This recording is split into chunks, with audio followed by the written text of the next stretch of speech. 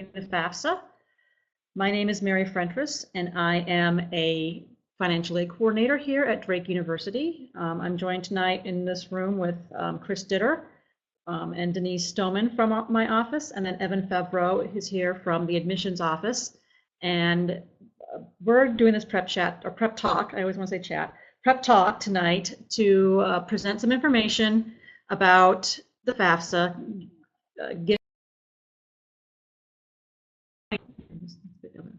and what this allows is that you can type in some questions in the chat box during the presentation. At that point, Evan's going to grab them and put them in a little Google Doc, and then we'll answer them at the end of the presentation so we don't get a lot of repeats. And know that there's a lot of information presented in this presentation, so if you, it might be that we answer it at some point during the presentation as well. If there are questions that you think might be a little bit more personal or more detailed that you want to get into here, there will be contact information at the end, so you can contact our office and ask your questions. I know some of the writing on some of the slides is going to be very small because I've screenshotted some pages from the FAFSA, but we will allow you be able to have the PowerPoint available for download, and we'll get to that at the end. One little point, I tend to talk fast sometimes, so if you see me talking fast, put a little note in the chat box, and I will try to slow down. I'm going to move on now and start the presentation. A lot of people ask me why I should fill out the FAFSA, and the reason is that the FAFSA determines what is awarded. It determines federal aid, like the Pell Grant, and state aid for Iowans, for example, for the Iowa Tuition Grant. As well, Drake also uses it to award some institutional aid. Every family that files a FAFSA does qualify for direct loans of up to $5,500 for the freshman year in addition. The types of aid awarded from filling out the FAFSA will be different for each school. What is awarded by a state school is going to look a lot different as what's awarded by a private school, and even among private schools, there is going to be a lot of differences. Each financial aid package is going to be different, and that's really an important thing to remember as you're going through this process. So tonight what we're going to talk about is just not go through essentially every portion of the FAFSA. I'm just going to hit some points where I get a lot of questions, because I deal with these questions a lot every day about the FAFSA. So I kind of pick out the ones that I feel like I get a lot, and I'm going to kind of focus on those areas in the FAFSA. So tonight I'm going to just talk a little bit about the FSA ID, the FAFSA on the web worksheet, how to determine your dependency status, as well as some quite tricky things about marital status, using the data retrieval tool, and we'll go through asset information, including 529 plans, and then a little bit about what to expect after you file. The FSA ID is something relatively new for the FAFSA. It's a username password system that you can use at certain Department of Education sites and is used as an electronic signature. The important thing to remember about the FSA ID is it must be unique. The parent and student cannot share an FSA ID, and it requires unique emails for each one. Each one is tied to a social security number, etc. So it should be unique for each person.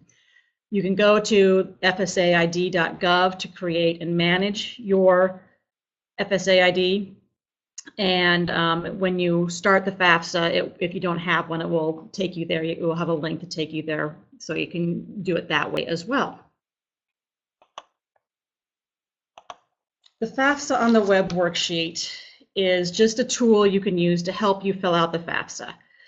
Well, it's located at this hideous email address down here. You can just search it on Google under FAFSA on the web worksheet and just make sure you're getting 2015, 16. It's basically just a 4-page worksheet that kind of goes through and order all of the questions on the FAFSA, and it comes in handy with figuring out exactly what you need when you're filing the FAFSA.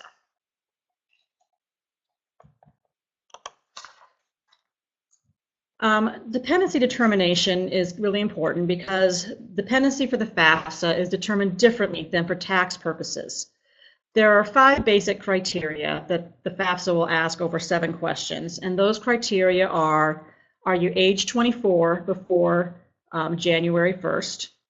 Are you married? Are you a graduate student? Do you have children or other dependents that you will provide over half their support in the following year? And being an active duty military or veteran. If you answer yes to any of those questions, you are considered independent and do not have to provide parental data. However, if you answer no to all those questions, then you will be considered dependent and you will have to provide parental data. There are a few unusual conditions that might allow you to skip it. Those things are being a ward of the court, being an emancipated minor, being in a legal guardianship, or homelessness. But understand these all require documentation. And just a point about the legal guardianship, your parents are never considered your legal guardians. This is a specific court-ordered circumstance, and court documents are required. Ultimately, if you feel you're unable to provide parental information, contact our office and we can help you determine if it's something that you can utilize or not.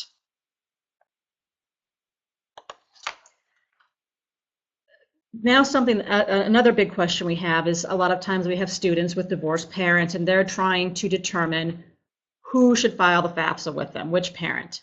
And there's 2 criteria for that. The first one is, who did the student live with most in the last 12 months? If you can determine from either parent which one the student lived with most, that is the parent that should provide the information. If that was equal, then you go on to who provided the most financial support in the last 12 months. Generally speaking, most cases are solved that way if they're not able to be solved in the first one. If for some reason that's not an option, you go back per year and see each year, going back 1 year at a time, and see if there's one parent that provided more financial support. If you're having issues with that, again, contact our office and we can help give you guidance on that. Now, determining marital status, the marital status is always determined as of the day you file your FAFSA, and it should be your current marital status. The marital statuses are married, single, separated or divorced, or widow or widower. Separated, parents are only considered separated if they are legally separated or living in separate residences and living separate lives. And an important thing to note is that if the parents are divorced and the parent providing parental data has remarried, that parent's marital status should be married and the step-parent's income must be included.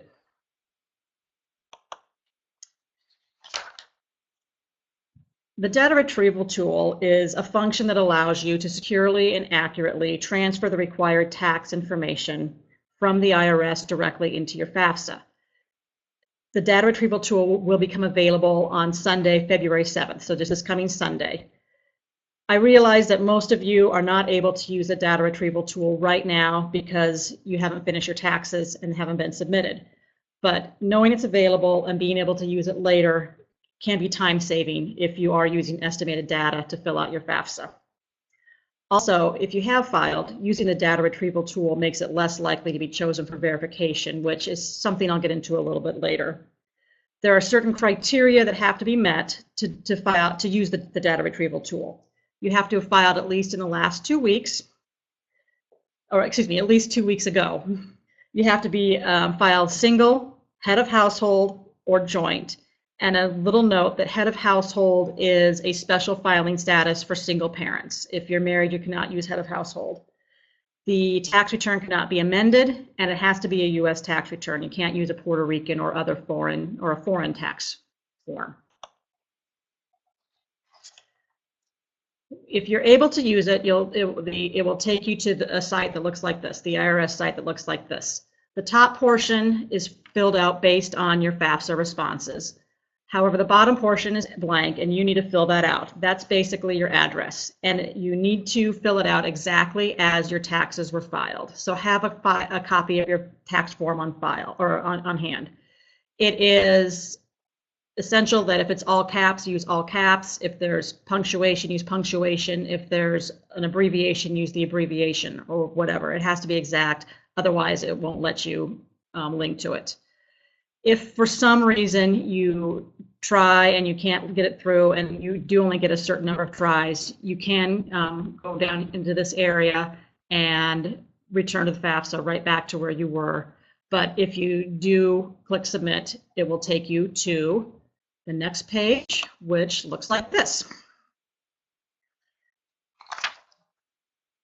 This is how the information is presented to you. This is the information that's going to be pulled over. You can check it over to make sure it looks correct, but understand that if you did make a minor error on your form, the IRS may make corrections on it. At the bottom, you have the option of printing the information if you want, and then you should click Transfer My Information and Transfer Now. There is an option not to, but I don't know why you wouldn't transfer it at this point, because it makes going to make your life so much easier. Once you transfer it over from the IRS, it will bring you back into the FAFSA. Now we're using the parent form right now, but it will be the same whether you're a student or a parent. I will just note that all the parent pages have this light purple color, while the students is more of a teal green, teal blue color. And so make sure you're doing the right person, because I have many times had people invert the two or copy one twice. So just kind of make sure you're putting it in the right place. It will show, as you see here, the information that has been transferred over from the IRS. And it's really important that if any of the questions that show transfer from the IRS, that you don't make a change on those. Because if you do, it's going to set a flag when we get it in our system, and then you're going to get a call from me. And you don't want to get a call from me, because that means you probably did something wrong. So the one thing it will ask, if you are married filing jointly, it will ask you to split up the wage information reported on the tax form, and you can use your W-2s for that. And it does have a place that you can click and get more information on how you can do that correctly. All right.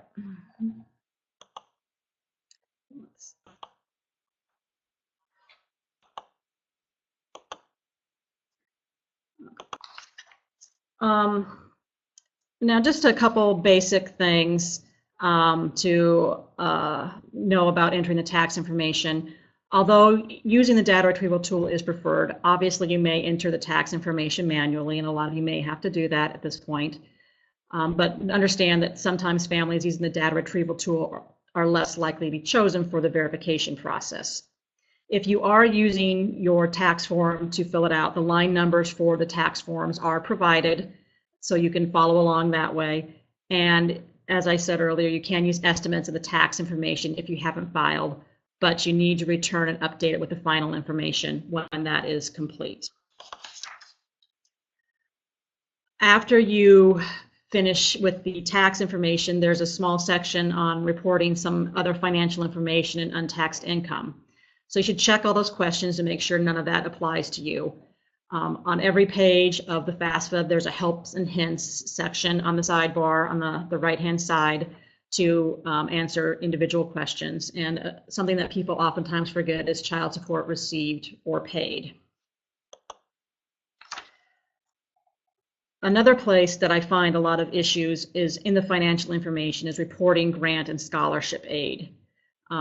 Just a brief little bit on this too. For undergraduate and graduate students, you can only put an amount in there if you have it reported on the tax return already. For parents, that is only for parent scholarships or grants. The student amounts do not go in there. And as well, even if you get some, it's only if you've reported them on your tax return. You should talk with your tax advisor to determine if your grants or scholarships are taxable, because it can be kind of tricky to determine that. I can give you some information if you want to call the office, and I can talk to you about that too.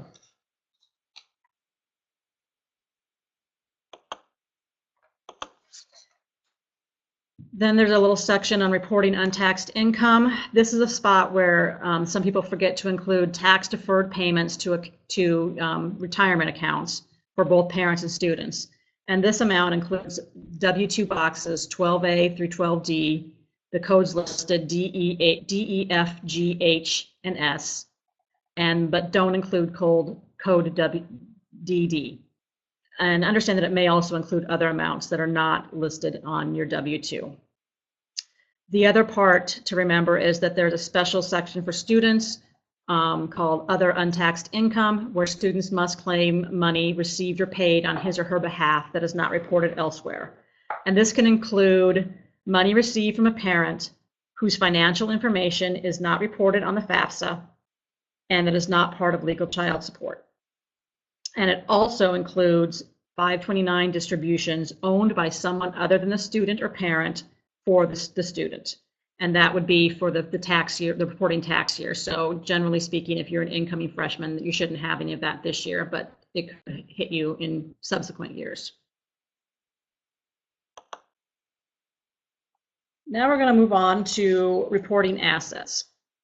The important thing to remember about reporting assets is that the FAFSA is really a financial snapshot of a family's financial position. So as of the date you file your FAFSA is the date you're going to use. Balances prior to this or after this initial FAFSA filing are pretty irrelevant and shouldn't change if you make subsequent FAFSA corrections, unless, for example, a mistake was made in reporting. For example, if you learned tonight that your business shouldn't have been included or you didn't put in your 529s or something like that. But generally speaking, you know, it says at the date you file. And so you can use that to kind of determine when you want to file it to what might be the most beneficial for you.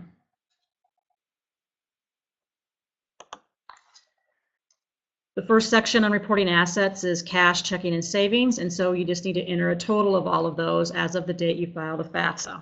It's pretty simple there. But then we get into reporting the investments. Investments include things like trust funds, UGMA and UTMA accounts, money market funds, mutual funds, certificates of deposits, stocks, stock options, bonds, other securities, installment and land sale contracts, and real estate. And for all of those, you want to record the net worth, which is the value minus any debt. You do not have to include the parent's home or your own home if you're the student and you're filing independently. And you also do not need to include account values for retirement accounts such as 401ks and IRAs. However, as I said earlier, the tax deferred payments made in the tax year that we're reporting to the retirement accounts need to be included in the untaxed income.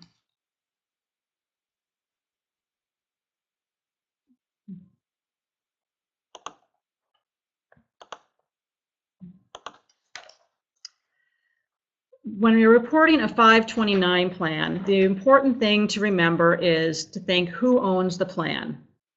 If the parent or student owns a plan, then the value of the account goes into the parent's assets if you're dependent. Obviously, if you're an independent student, it would go in your own assets. And any disbursements made in the tax year, reported tax year, are not included. So again, incoming freshmen, that shouldn't matter because you shouldn't have any. But if you're a transfer student, that might include things that were dispersed in 2015. If the owner is someone else other than the parent or student, then you don't have to include the value on the FAFSA, but that's where the disbursements you would enter them in other untaxed income based on the tax year.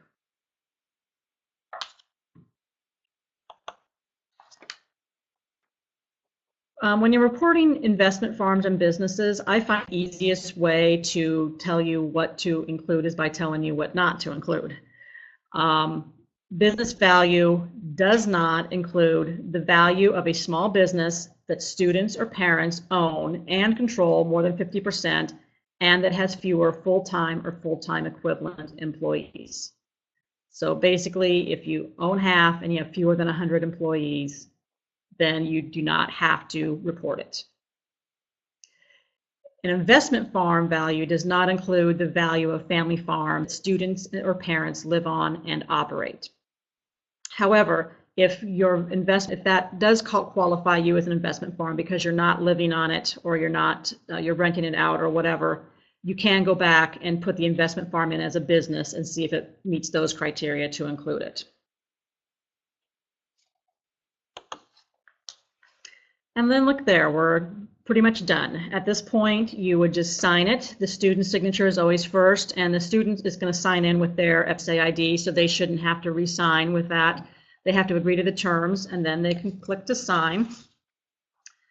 If they're a dependent student, the parent signature will be at the bottom. You will have to determine which parent is signing it, agree to the terms, and then insert their FSA ID and password.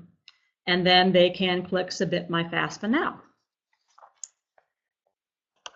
So what to expect after submitting your FAFSA is, first off, you're going to get a confirmation page. If you don't get a confirmation page, you have not submitted your FAFSA. But on this confirmation page will be information regarding what will happen next. It will include the EFC, or expected family contribution, and possible federal benefits available. After that, your FAFSA will be processed by the processing service, and it will be sent to the colleges you've selected on your FAFSA. It's possible that your file may be selected by the Department of Education for a process called verification. If so, our office will require a few more steps and information to complete your awarding. We cannot disperse federal and state funds without this information. So when you get the letter from us stating what you needed to do, please complete those steps as soon as possible. If you have any questions or problems with it, feel free to contact our office and we can get someone to help you figure out what exactly you need to do. At that point, after March 1st, and or after Drake receives your FAFSA, and after you're admitted to Drake, our office will review the information and then award a financial package based on this information. We begin by awarding new students and then returning students in the order of when the FAFSA was filed. We also will look at special circumstances. So if you would have, say, for example, a job loss, a recent divorce maybe in the last year, or other substantial financial changes, please contact our office and we can tell you if it's something we can look at and give you guidance on what you need to do for that. Okay? So that's basically it. You know, we've covered some FAFSA information tonight, and that's only the beginning of the financial aid process. You might also need help during the awarding process. I can say that as you go through this process, you'll see different financial aid packages from all the colleges you or your son or daughter is considering. And selecting a college is really as much of an emotional choice as it is a financial one. So it's kind of important that you think about things like maybe the overall investment, like are you getting the outcome expected? Drake really is big enough for many opportunities in lots of different ways, but small enough to really give personal attention. It's kind of a unique size in this area in Iowa. And if I can give kind of a plug for our office, we have a fantastic staff here who is willing to answer any questions you have and talk to you anytime. Please stop by. We're in Carnegie Hall, which is just north of Cole Hall, where the admissions office is. So please stop by and talk to us and ask us any questions. And with that, we are basically at the end of the presentation. I thank you for listening. If you did sign up for the PrepTalk, we will be sending a link for the PowerPoint. If you just tuned in at the last minute, you can give us your email and we'll make sure you get a copy of it as well. In addition, if you just can't get enough of this PrepTalk will be available on both the PrepTalk website and we'll also have it on YouTube for your viewing pleasure. I know that the FAFSA can be intimidating, but really we're here at Drake, we're here to help you. So now I'm going to take a look at some of the questions and answer them as best I can. And I have help here that if we have things, they can look it up for us. So, okay, the first question is, when can I use the data retrieval tool? The data retrieval tool will be live on Sunday. So that's the first day you can use it. So if you filed on Monday, however, it will probably take a couple of weeks for the IRS to process your taxes. So probably the middle of the month would be probably a good time that you can probably use it. Okay. Mary, can you read a question? Oh, yeah. Sorry, that was from Haley Grimes. My next question is from James Richer. It says, due to some investments I have, I'm not able to file my tax return till mid to late March. I do not expect that we will qualify for need-based aid. My son has been offered merit-based aid from Drake. Does Drake require that we complete the FAFSA to receive merit-based aid? If yes, what is the deadline for completing the FAFSA? Those are really good questions. First off, if you don't have your FAF or don't have your taxes complete, you can use estimated data and go back in and change it later. Regarding your other questions, Drake does not require the FAFSA for merit-based aid, but we do recommend you file it anyway, just to see if in case you might need the federal loans. So it's a good way to do it. The priority deadline for the FAFSA is March 1st. And again, though, if you file your FAFSA on today, let's say, using estimated data, that is the date you file your FAFSA. If you go back in and make corrections in mid-March when you get your taxes done, that does not change the date. So as long as you get it done before March 1st, you're beating the priority date. Janelle McCudden asks, is it true that if you file and have to pay in versus getting a refund, that the data retrieval form is not available? So we'll have to manually if you have to pay in. If you are not going to pay it until later, it will not be available until June. However, if you make the payment, you can access it. They just don't like to release it right away if you have a balance. So if you pay it right away, no problem using the data retrieval tool right away. If you're not going to pay it, it might take till June. Lauren Kuhn asks, due to our tax structure, we will not be able to file our taxes until early April. Do our taxes need to be filed before applying and submitting for FAFSA? And I've mentioned that earlier, that you can use estimated data, and that is the date that you will have for filing the FAFSA. If you then you can go back in when you do complete your taxes and get a final and update it and make the corrections. But understand that the package could change if you do when you do make corrections. There's possible it could change, especially if there's a large difference. Etta Foster asks, do I report money in a self-employment retirement fund? Retirement fund balances you don't have to report, but if you're putting tax-free money into them, you do need to report them on the FAFSA. If it's not tax-free, then you do not have to include it, because we're looking at untaxed income in that section. I hope that answers your question, and if not, look at this information, the contact information, and give me a call. My name is Mary, and I can talk you through it tomorrow or whenever you can call in. Haley Grimes asks, does the 529 plan go in as an asset to the parent or student? And what if ex-spouse is the owner but does not have custody of the student? Good question. The 529 plan in general, if it belongs to the parent or student, would go into the parent's assets.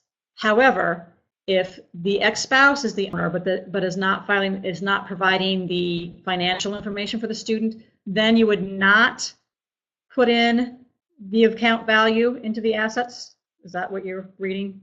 If it's an ex-spouse? That's the way I'm reading it, that if it's owned by someone other than the parent. Yeah. And then if the ex-spouse does not have custody and is not providing the financial information, then it would not go into the assets, but any disbursements given to the student would have to be reported in that tax year. So if they come out this fall, the amount this fall would have to go into next year's FAFSA. What if a parent, Jeremy Gottlieb says, what if a parent gets laid off of his or her job at the end of 2015?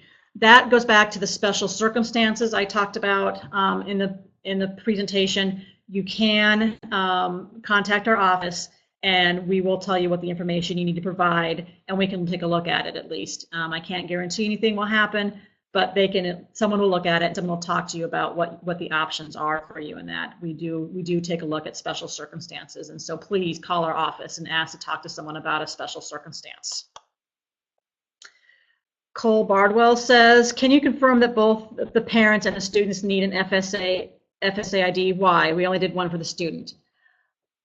Both the parent and the student need one because the student needs to sign it and the parent needs to sign it, and they need to be separate. You can't sign the parent information with the student ID. So the student ID is only for the student information, and the parent ID is only for the parent. So if you have not made an FSA ID for the parent, you need to make one because you can't sign it with a student ID. You need to sign it with the parents. Haley Grimes says, I took a significant pay cut in 2016. How do I account for that? Again, that goes back to the special circumstances. Call our office and we can talk about how that might affect you. Eva Clellan says, clarifying questions on the investment inclusion. Please review again about what 401k accounts we need to report. We report IRS taxes on the 401k deferred amounts. Is that what we're reporting again on the FAFSA? Okay. If you have a 401k account that you're not touching, and it says to say it has $100,000 in it, you do not have to report that amount. What we're asking you to report is, earlier was the payments made into that account, the untaxed payments made into that account. Now, if you took a disbursement from the 401k, if it is, that has kind of some special circumstances, and so that's something I'd really prefer talking to you in person about. So I would ask you to call our office so I can tell you exactly how we would handle that. But essentially, the investment balance is not included, but payments into the accounts are included in the untaxed income portion. Of course, on a 401k, that would probably be on your tax forms, on your W-2s. So Jeremy Gottlieb says, if my acceptance letter includes tuition reduction, can the filing of the FAFSA result in an increase or a reduction in that amount? I'm guessing he's asking about the merit scholarship. Merit scholarships, okay. The merit scholarship is not based at all on need, so that would never be affected by what is put on your FAFSA. Yeah, like a presidential scholarship, things like that. Those are not based on need, so those would never be affected by that. There are some amounts that we do have that are based on need, but we probably wouldn't put those out until you filed your FAFSA anyway. David Reynolds says, I have not finished my 2016 taxes. It looks like there'll be a difference in my estimates submitted versus my final adjusted gross income on my 1040. If that difference is as much as $5,000, should I be concerned? What will the consequences be when I submit the final details of my income in about a month? Well, there's two things about that. It's not a deal that you have a difference. That doesn't, yeah. Yeah, I want to just say, you said 2016 taxes, so I'm assuming you mean 2015 taxes. If you're going to do it within the next month, it shouldn't really affect it at all, because we won't start processing FAFSAs until probably the first week of March. So that will be right around that same time. So I don't see there'll be a problem, because as long as if you get it done before we start processing them, then it won't matter, because I will look at the most recent information. If you change it later, if you change it, say, in May, it could make a change in your FAFSA. It's hard to say depending on what your final numbers are, but you can talk to someone in our office if you have questions about that, and we can give you an idea of what the difference in the EFC might be. Amy Ackerman says, can you cover the asset information on UTMA and 529 reportings? UTMAs, I'm not up on exactly what the difference between an UTMA and a 529 is, but the 529 is a special account that is set up generally through the state that helps you to help set aside money for college costs. I think UTMAs are a little bit different, so you do need to include your UTMA accounts definitely in the assets section. The 529, if you own it, also has to be included in the assets section. That's the best I can give you right now. I have someone looking it up right now. Denise is going to just double check on that, but generally speaking, both of those would have to be included in your assets regardless. Thomas Ryan asked, can you please restate the guidance on UGMA accounts? Should those be a parent asset or asset of the child? Those should go into the assets of the child, or excuse me, of the parent, because they should. That's kind of like a 529, right? Are we looking at the UGMAs? Yeah, they have to be reported. They have to be reported on the student. Okay. Let's see. Okay. Here's the official thing from the Department of Education. UGMA and UTMA accounts allow the establishment of an account for gifts of cash and financial assets for a minor without the expense of creating a trust. Because the minor is the owner of the account, it counts as his asset on the FAFSA, not the asset of the custodian, who is often the parent. So the minor is the owner. Then for the UGMA and UTMA accounts, they would be reported for the student. The 529 accounts, however, are a special circumstance, a special deal, and they are included in the parent if the parent or student is the owner. Okay, I'm going to say that one more time. UGMA and UTMAs should go onto the student asset parts, and 529s, if they're owned by the parent or student, belong on the parent information. Okay. Michael, so I'm not sure how to say that one. Cyrud says, follow the question, and the first question, is it preferable to submit the FAFSA with only estimated 1040 data in early February, or waiting till the return is complete, like late February, early March? I think it's probably, better to do the estimated data right away, especially if you think it's pretty accurate, because that is the date you file your FAFSA, and that's just going to mean you're going to get your financial aid package sooner. When you update it, again, we will get the information and we will take care of it. But if you're looking again at like late February, early March, depending on when you file, it might be that we'll get that information prior to even awarding it the first time, and so it won't matter. But overall, estimated data is fine, and we just want you to correct it at some point. So I would say the sooner you get it done, the better. Thomas Ryan, if you've sustained losses in your investment portfolio since filing the FAFSA, should the amounts be amended at the time you file your 2015 taxes? No. As I said earlier, if any losses, any big payments, anything like that, it doesn't matter. It's always as of the date you file your FAFSA. So unfortunately, you should keep it the same way. If you do change that, I will probably get a note. I will notice that, and I will call you and ask you about it, because you're not supposed to change those unless it's a mistake that you've made. Christopher Holloway says, I received confirmation from my FAFSA filing, but the system did not show an estimated expected to pay amount. Is this something I need further to investigate and resolve? The EFC, or the expected family contribution, is generally on there that when I've seen them, and it should be listed on there, but it can be kind of hard. I know that I didn't notice it when I submitted my daughter's last year. It's kind of not very prevalent. I think if you go back and log back in, you can get that page up and it will show it. So you may just want to go back and take another look. It's called the EFC, or expected family contribution. Yeah, they're not, it's not really clear. They just do the letters. I think they just say EFC, so it's very not clear. If you wanna, you can, if you've got it, we've actually started uploading some of the information. You can try calling our office and we can look and see what it is on our end. We can look from there. So Jeremy Gottlieb says, if my parent had an FSA ID previously but did not file a FAFSA, is that ID valid, or should he generate a new one? If your parent has a current FSA ID from either maybe a previous student, again, this is something that just started in May of last year, so if it's something that they have done before that, it's not the same thing and they will have to recreate it.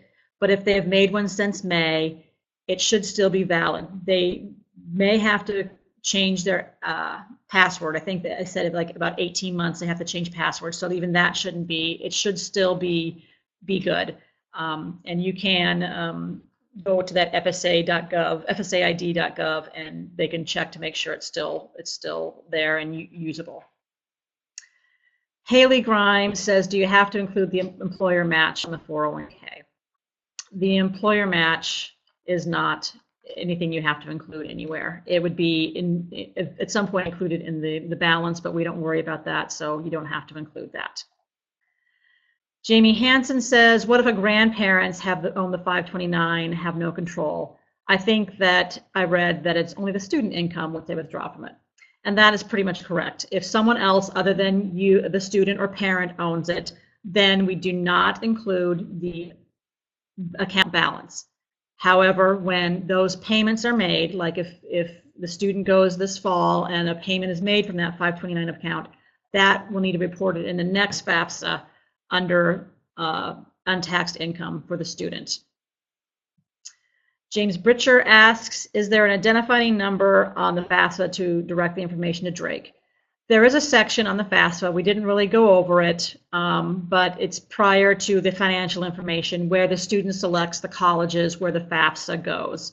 And it's pretty easy to do. You just search for the college, select it, and put it in there. So once you do that, that information will get to us. If you're having trouble finding that, call our office and I can help you figure that out and how to get it on there. Thomas Ryan asks, help us understand the EFC and how to think about that regarding cost and ability to get aid. Wow, Thomas, that's a great question, but that's a pretty detailed question to answer tonight.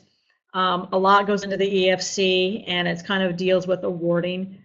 I'm going to suggest that you call and contact our office either with the phone number on the screen or the email address, and someone will get back to you on that about how that affects what the cost and what kind of aid you might be getting. And then Jeremy Gottlieb asked, at what income asset level do FAFSA awards start to decrease? You know, it starts to decrease with every level. I mean, it can be, yeah. Yeah, the parent one doesn't. Yeah, that's again, it's kind of a hard question to say. There's not like a specific level, but it just kind of depends. So again, that's something you might want to talk to someone in our office about, and when it might, what you have and what it might be, what level you might be looking at. Is there a certain EFC threshold that allows for work study? Work study is a program that the federal government pays for the students to work, and it's usually through the school. And the only threshold that it has is there has to be some sort of a need.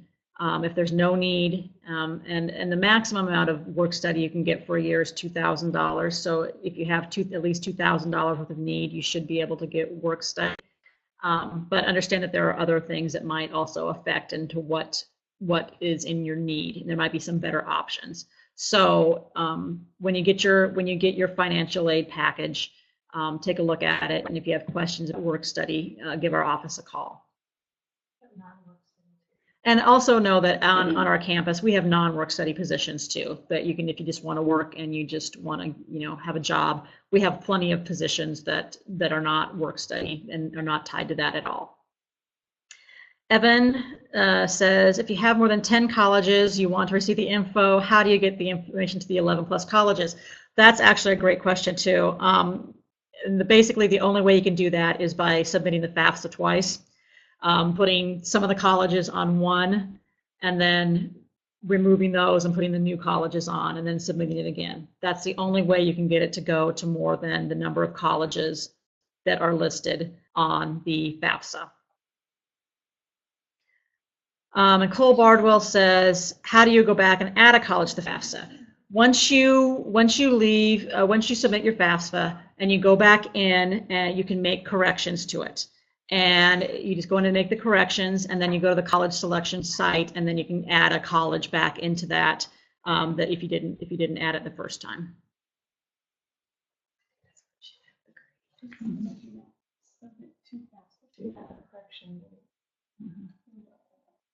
Yeah, I think it updated. Yeah.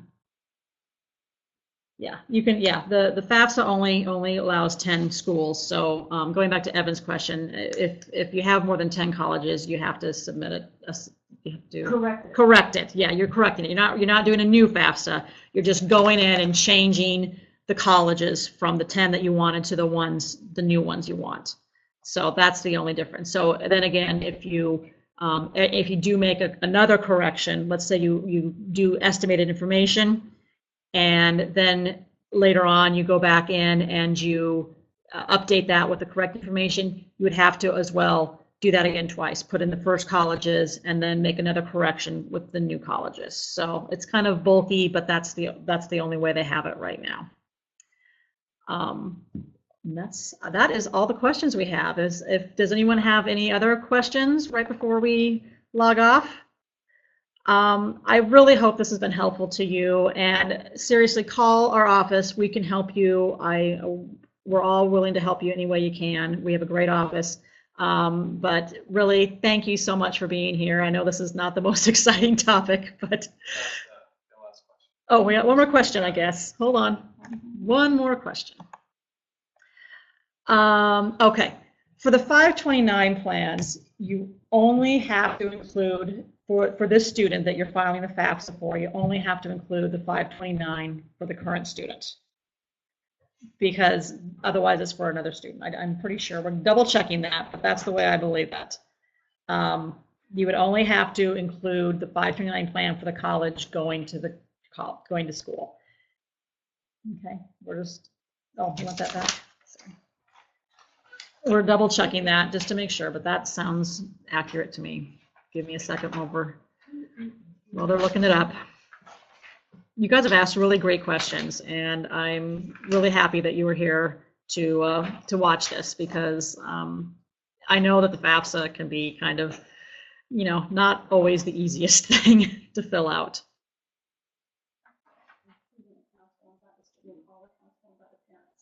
Okay, so if the parent owns it. Okay, all right, here's what I'm going to say about that. But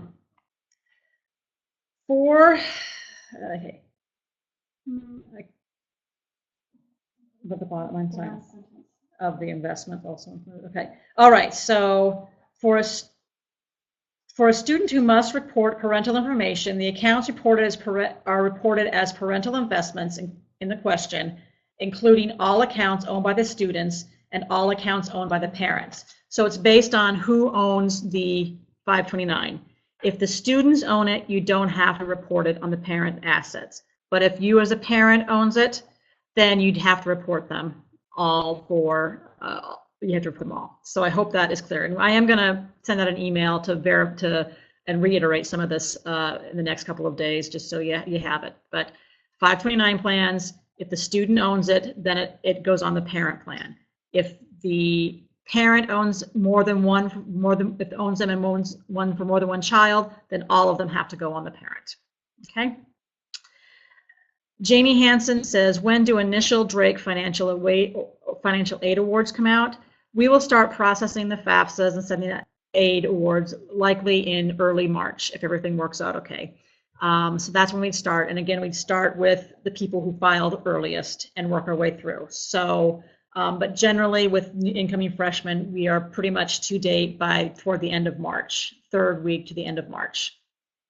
We have one really important question. Mm-hmm. How was the weather today? Oh, it actually wasn't bad today. It was sunny and things melted. It was much better than it has been, I'll tell you. That snow, well, we didn't really have much of a snow this last time, but and it's going to be like 40 this weekend, so I'm looking forward to that. All right. Thanks again. Please feel free to call us or email us if you have any questions. Thank you and good night. Good night. Good night from Kristen's niece.